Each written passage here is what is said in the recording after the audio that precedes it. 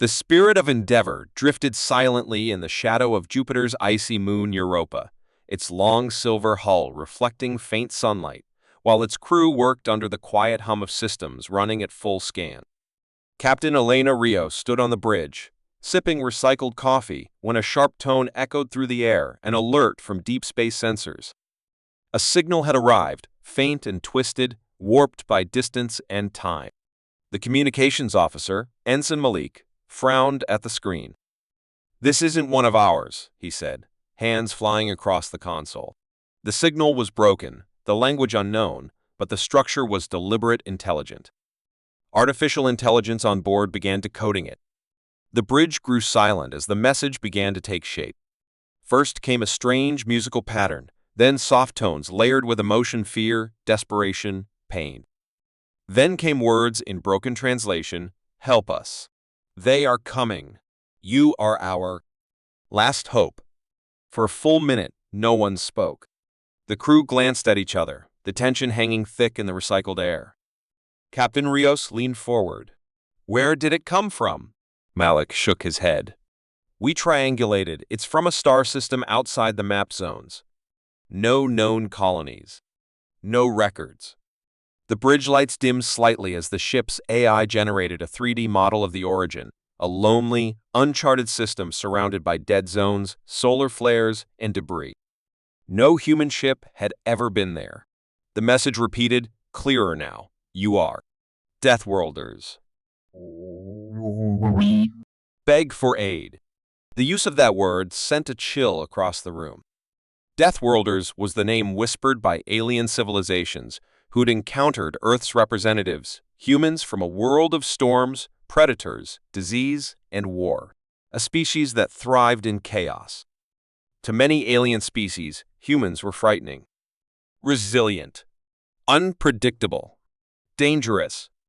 But now someone out there was calling for them, not with fear, but hope. Captain Rios didn't hesitate. "Wake the fleet. Prep the jump drive. We're going to find out who sent that message." Minutes later, the Spirit of Endeavor led 3 other vessels, a research cruiser, a combat escort, and a diplomatic craft into warp. As the stars stretched and bent around them, whispers spread among the crew. Who were these aliens? What threat were they facing? And why ask for help from the most feared species in the galaxy? Hours later, they exited warp at the edge of the unknown system. What they found made hearts stop. A shattered planet floated in silence, its surface cracked like broken glass, pieces of cities orbiting in slow motion above it. Faint lights blinked in the wreckage, remnants of a once great civilization now silent. As drones were launched to explore, one of the fragments lit up a signal beacon, still functional. It directed them toward a nearby life pod drifting among the ruins. Carefully, the ships moved closer. The pod was old but still powered. Inside, a strange creature lay still, encased in crystal. Scanners confirmed it was alive, in stasis. Orders were given to bring it aboard under strict quarantine. In the ship's medbay, the pod began to thaw. The creature awoke slowly. It was beautiful and fragile, with a body like shimmering glass and glowing veins. It flinched at the sight of humans in protective suits, but did not attack. Instead, it wept a sound like chimes breaking in the wind. A voice came through the translator. "You came. You answered." The crew watched, unsure. "Captain." Rios stepped forward. "We heard your call." "Who are you?" The alien replied, "I am Shathal of the Ylvari. My world is gone. Are hunted." The lights in the medbay flickered as the ship detected an unknown energy surge from deeper space. Something was coming. Rios narrowed her eyes and gave the order, "Sound the alert. All ships to high readiness." As the klaxons echoed through the ship, one thought ran through every crew member's mind: what force could destroy a world, and why had it chosen to come here now? Shathil lay quiet in the medbay, her shimmering body barely moving as the humans around her busied themselves with scanners and instruments, trying to understand her fragile form. The alien's eyes, like pools of liquid light, flickered with memories and pain, memories of a lost home and a shattered race.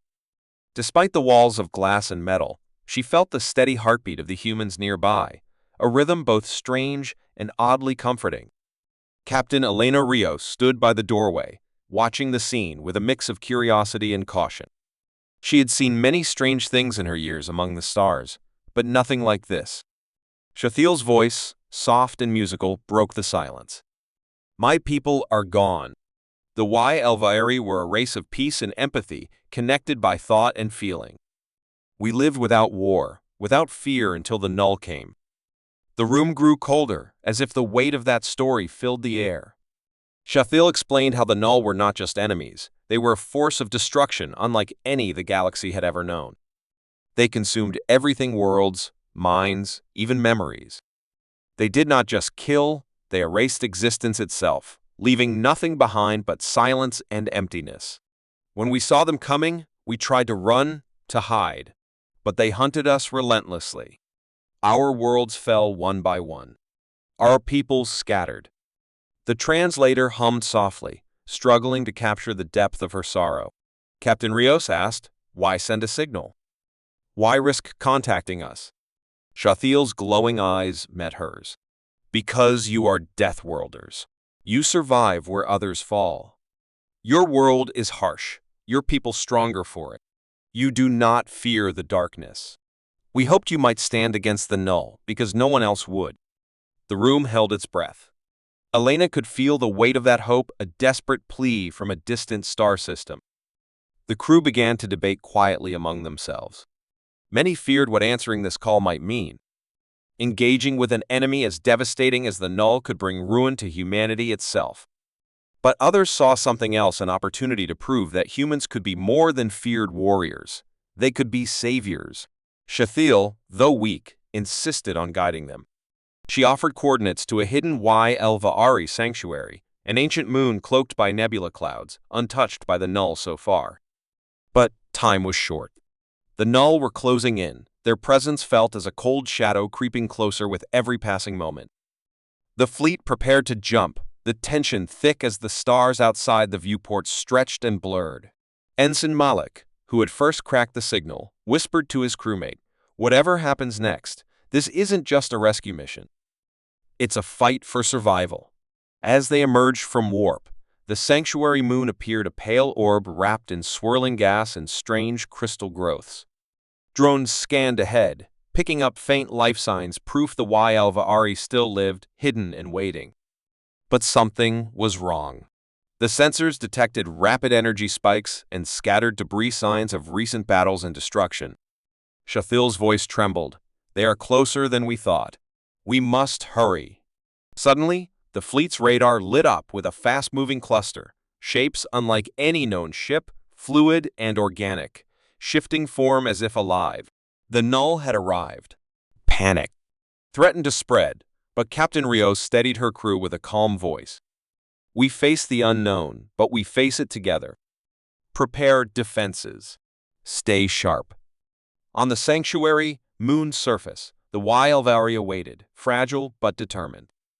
Their leader, a tall figure of glowing crystal and soft light, greeted the humans with cautious hope. The meeting was tense.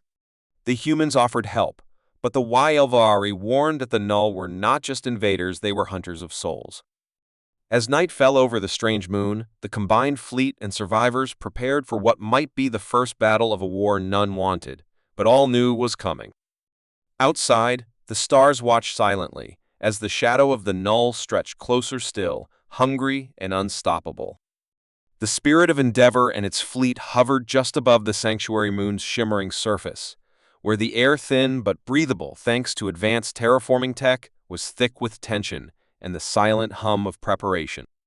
Captain Elena Rios watched through the viewport as the Y-Elvairi, crystalline and ethereal, moved among their fragile buildings and shimmering energy fields, their presence a stark contrast to the solid, heavy humans clad in armored suits and carrying sleek weapons that hummed with power. The null were closing in faster than anyone had hoped. Their ships were no ordinary metal vessels, but living constructs, shifting and writhing as if they had minds of their own, able to morph shapes and respond to threats like a single massive organism. Reports came in that the null probe, the first of many, had entered the moon's upper atmosphere. It transformed mid-air, reshaping itself into a humanoid figure with uncanny, perfect imitation of a human, an eerie, hollow shell designed to confuse and infiltrate.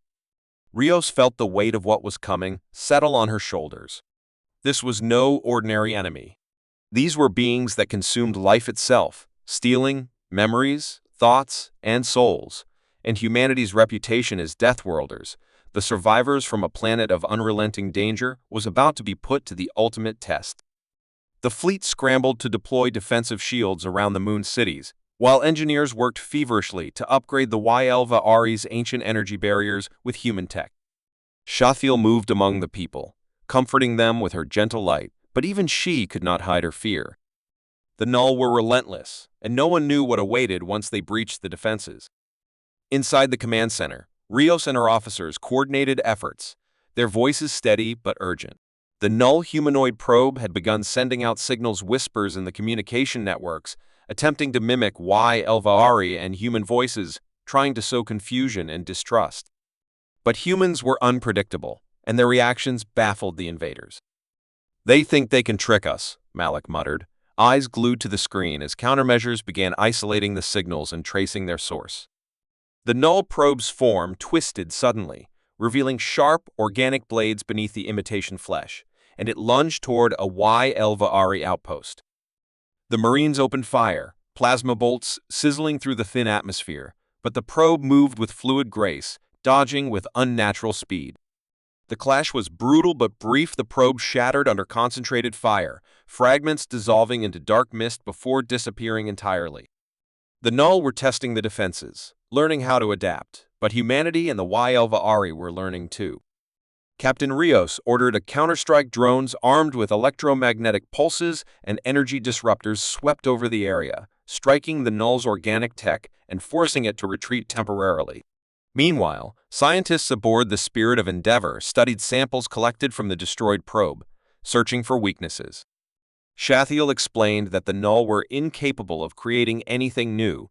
Their technology was stolen and modified from those they consumed, making them powerful but not inventive. This insight gave hope their enemy's strength was also a limit. As night fell on the sanctuary moon, the Null launched their main assault. Ships spilled through the atmosphere like shadows, their tendrils lashing out to breach the shields. The humans and HFY fought side by side Marines with their heavy armor and precision weapons, HFY wielding strange energy forms that could heal or disrupt. The battle was fierce. The Null swarmed, their living ships morphing shapes to pierce defenses. On the ground, small units led by Rios herself engaged in guerrilla tactics, using terrain and quick strikes to disrupt the enemy's movements. The Null's assault was not just physical. They attacked minds, projecting waves of fear and despair, trying to weaken resolve. But humans resisted with sheer willpower, training their minds as well as their bodies, bolstered by Shathiel's empathic guidance. Every moment felt like a knife's edge, where victory and defeat hung by a thread. In the chaos, a startling event occurred. A Null vessel crashed into a valley, its organic hull cracked open to reveal technology that began absorbing the local flora, transforming it into twisted, living machines. Rios realized that if the Null succeeded, this sanctuary would become a breeding ground for further conquest. With a small team, she led a daring raid into the crash site, navigating hostile terrain filled with creeping alien machines. The tension was unbearable as they disabled the core, using makeshift explosives and coordinated strikes to shut down the Null tech. The mission was a success, but came at a cost. One of the team's engineers was lost in the explosion, a reminder of the stakes at hand. Back on the fleet, the Null regrouped, adapting to human strategies.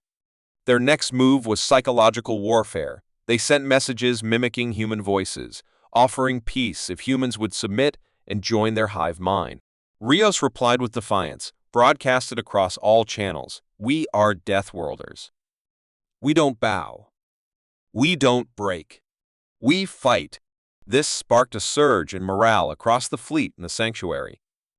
The HFY, inspired by human resolve, began to share more of their knowledge, teaching the humans ancient techniques of energy manipulation that could disrupt null minds.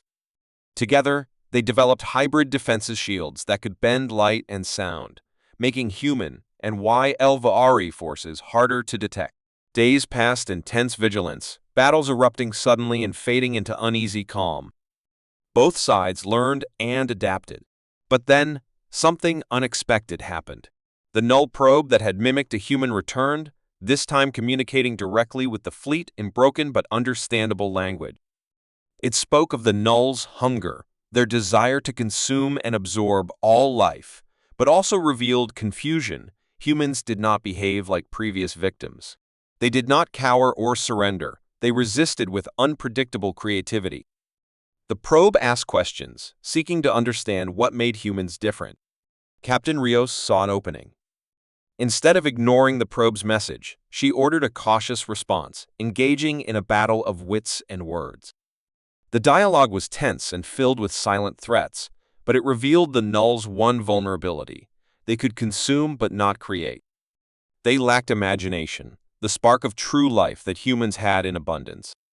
Armed with this knowledge, the fleet prepared a new plan, a daring strike designed to use human unpredictability as a weapon against the null's cold logic. The sanctuary moon became the stage for the first real test of this plan.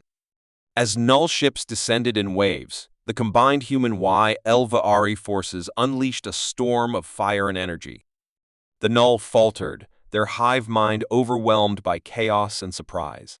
Captain Rios led the charge personally, her ship weaving through enemy lines with deadly precision. On the ground, soldiers used guerrilla tactics honed on Earth's wildest battlefields to outmaneuver the slow-reacting null forces.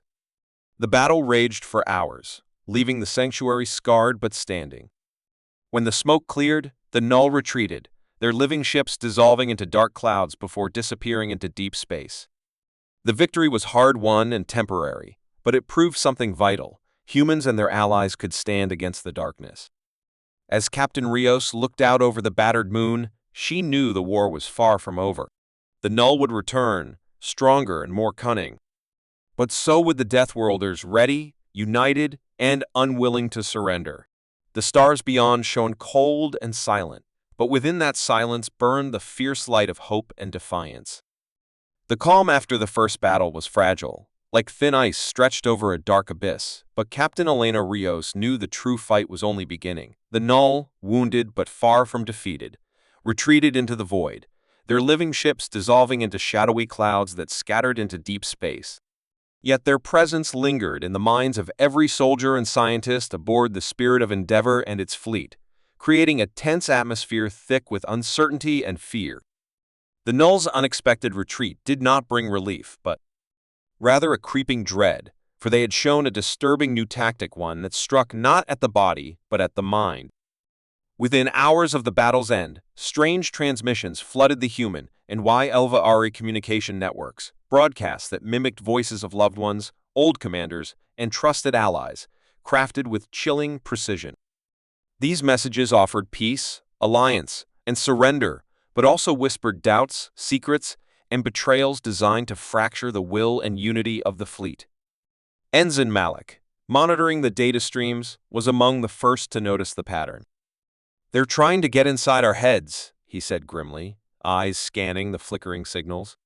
The null were masters of mental warfare, projecting illusions and emotions that invaded dreams and thoughts, twisting reality into nightmares.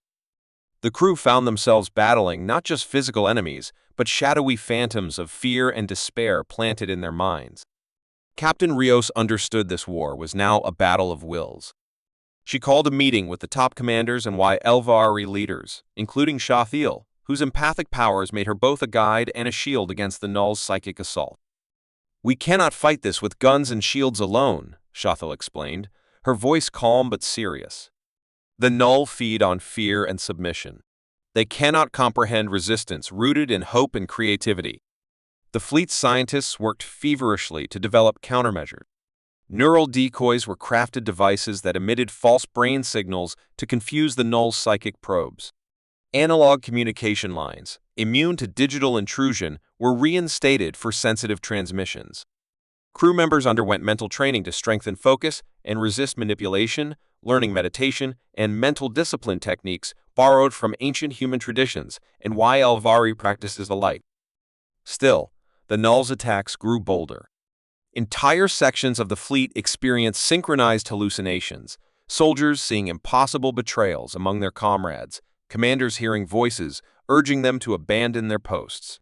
The strain led to tense confrontations and near mutinies, but Captain Rios' steady leadership and the shared purpose of survival kept the fleet from fracturing. As the Mind War escalated, Shathiel revealed a critical insight about the Null's nature. Though their technology was terrifyingly advanced, and their hive mind vast, they were fundamentally incapable of true creativity or invention. Their strength lay in consumption and imitation, but they lacked the spark of imagination that fueled life and innovation. This knowledge sparked a daring plan among the human commanders to fight fire with chaos, to use unpredictability as a weapon against a foe that craved order and control. Meanwhile, on the Sanctuary Moon, the YLVARI and humans worked together to develop hybrid defenses.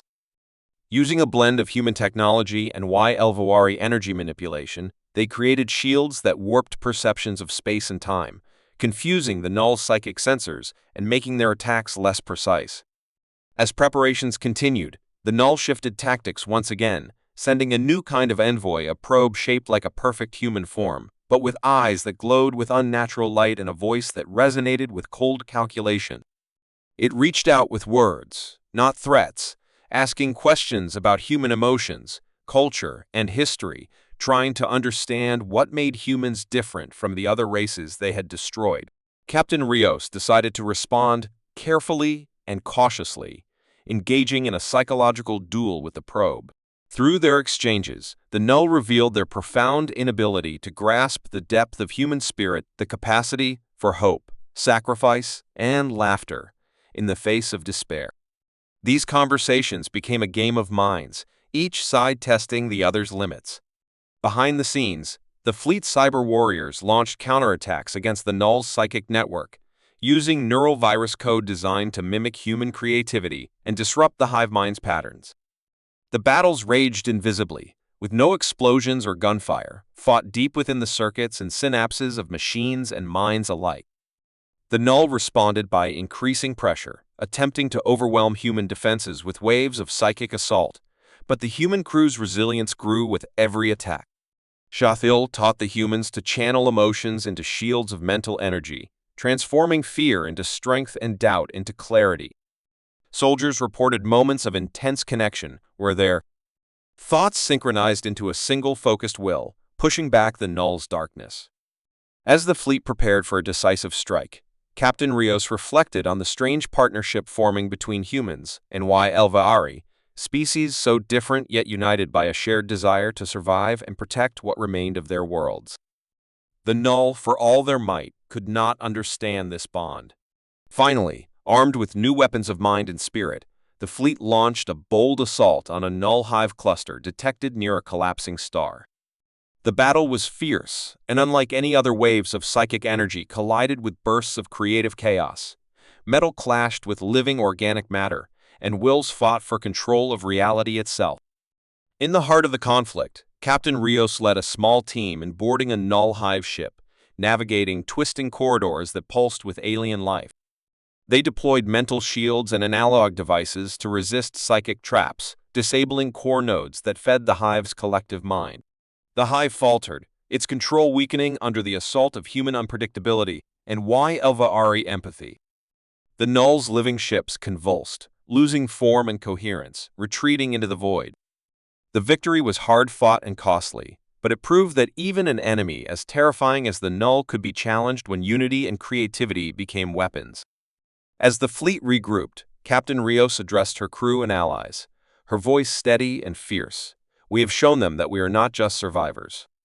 We are creators, fighters, and hope. The Mind War is not over, but we have taken the first step to winning it." Outside, the stars shimmered cold and distant, but within the fleet burned a fierce light, humanity's indomitable spirit, refusing to be consumed by darkness. The spirit of endeavor drifted silently through the outer edge of the Soulstorm Nebula, a swirling mass of plasma and charged particles that danced like wildfire across the blackness of space, and Captain Elena Rios stared out at the brilliant chaos with a mix of awe and dread, knowing that this volatile region, once a peaceful stellar nursery, had become the stage for the war's final and most dangerous act. Intelligence reports had confirmed that the Null fleet was massing here, harnessing the nebula's unpredictable energy to fuel a weapon unlike any other, one capable of wiping out entire star systems, and the fragile alliance of humans and Ylvari had no choice but to confront the enemy in this deadly cosmic storm or risk seeing their sanctuary, their home, and countless lives erased forever. The fleet moved cautiously through the seething clouds of ionized gas, the hum of engines strained against the chaotic magnetic fields that threatened to tear ships apart. While inside the spirit of endeavor, the crew worked feverishly, repairing damage from recent skirmishes and preparing their weapons for the battle looming ahead. Shathil hovered near the observation deck, her luminous form flickering like a candle struggling against the wind, sharing silent energy with the nervous soldiers and engineers, offering comfort in a way only the empathic Ylvari could. Captain Rios called a council, the dim light of the command room casting long shadows on faces etched with fatigue and determination. The Null's weapon, this Soulstorm cannon, uses the nebula's energy to unleash destructive bursts that could destabilize entire solar systems, she explained. If we don't stop it here, there will be no safe place left in the galaxy. The plan was risky, but bold. Strike directly at the Null command ship at the heart of the nebula, disable the weapon, and force the enemy into retreat or destruction. The fleet split into small, fast-moving squadrons designed to weave through the storm's deadly currents and avoid the Null's powerful energy blasts. Communication was difficult. The charged particles interfered with transmissions, forcing crews to rely on hand signals and prearranged protocols, heightening the sense of isolation and danger. As they moved deeper into the swirling nebula, the Null launched waves of attack ships, their living vessels warping and stretching through the plasma clouds, weapons flaring like dark stars bursting into life. The battle erupted with terrifying intensity, laser fire slicing through the chaotic light, ships twisting and dodging in narrow passes between plasma flares, and the roar of explosions swallowed by the nebula's storm. Captain Rios piloted the Spirit of Endeavor with expert precision, weaving between bursts of energy and debris, while Marines prepared to board the Null command ship when the opportunity arose. Inside the Null hive vessel, strange corridors pulsed with living energy, and the boarding party faced traps designed to overwhelm the mind illusions of death, voices of doubt, and shifting walls that seemed to breathe. Yet, armed with mental training and the hybrid technology developed with the Ylvari, the team pressed forward, disabling psychic nodes and breaking the hive's mental hold piece by piece. Meanwhile, outside, the fleet fought desperately to hold the Null attackers at bay, buying time for the boarding party to complete their mission. The storm itself seemed to react to the battle, lightning arcs crackling unpredictably, tearing through ships caught in the wrong place at the wrong time. In the final moments, as the boarding team reached the core chamber of the command ship, they found the Soulstorm cannon, a massive, twisting structure drawing energy from the nebula, radiating deadly waves of power. With no time to lose, they planted charges and triggered an overload, initiating a countdown as they raced back through collapsing corridors. The Null vessels, sensing their leader's peril, launched a last desperate assault, but the fleet rallied, pushing back with renewed strength, inspired by the courage of those inside the hive. Just as the countdown reached zero, the Spirit of Endeavor broke free from the hive's grasp, the Soulstorm cannon exploding in a brilliant flare that lit the nebula like a dying star. The blast shattered the Null fleet's formation and sent shockwaves rippling through the plasma clouds. The Null retreated, their living ships dissolving into the storm's shadows, defeated but not destroyed. Exhausted but triumphant, the fleet regrouped, the nebula's dangerous beauty now a witness to a hard-won victory.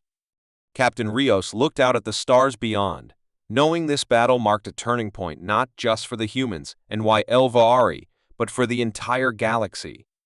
The Null threat was not gone, but it was weakened, and the alliance forged in fire and shadow would stand ready to face whatever came next. In the quiet moments that followed, Shathil's light shimmered softly beside her, a reminder that even in the darkest storms, hope could burn bright. The war was far from over, but for now, the Deathworlders had won.